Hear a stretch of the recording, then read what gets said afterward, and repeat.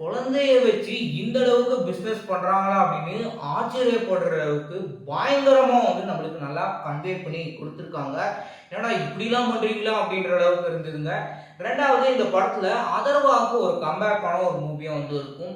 ஏன்னா அந்த அளவுக்கு ஒரு எஃபெக்டிவான ஒரு ஸ்கிரீன் பிளே டைரக்டர் கன்சியூம் பண்ணி கொடுத்துருக்காரு.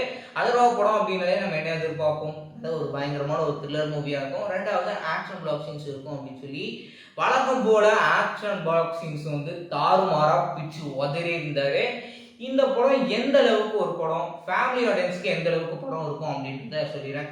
ஃபர்ஸ்ட் ஆஃப் ஆல் ஒரு ஃபேமிலியோட பார்க்கும்போது பேரண்ட்ஸ்க்கு ரொம்பவே அழுத்தமாக கனெக்ட் பண்ணுறக்கூடிய ஒரு படமாக இருக்கும். இன்னும் சொல்லணும் அப்படின்னு எடுத்தீங்கன்னா, ரொம்ப வருஷமாக குழந்தையே இல்லாதவங்களுக்கு, இல்லை ரொம்ப வருஷம் கழிச்சு குழந்தை பிறந்தவங்களுக்குலாம் அவ்வளோ அழுத்தமாக கன்வே பண்ணுறக்கூடிய ஒரு படமாக இருக்குங்க. ரெண்டாவது யங்ஸ்டர்ஸ்க்கு இந்த காதல், ஆக்ஷன் டாக்கிங்ஸ், கிட்ஸ்க்கும் ஆக்ஷன்லாம் பிடிக்கும். ஸோ அந்த மாதிரி ஒரு ஆக்ஷன் இருக்குது. இன்னொரு பக்கம் காமெடி இருக்குது.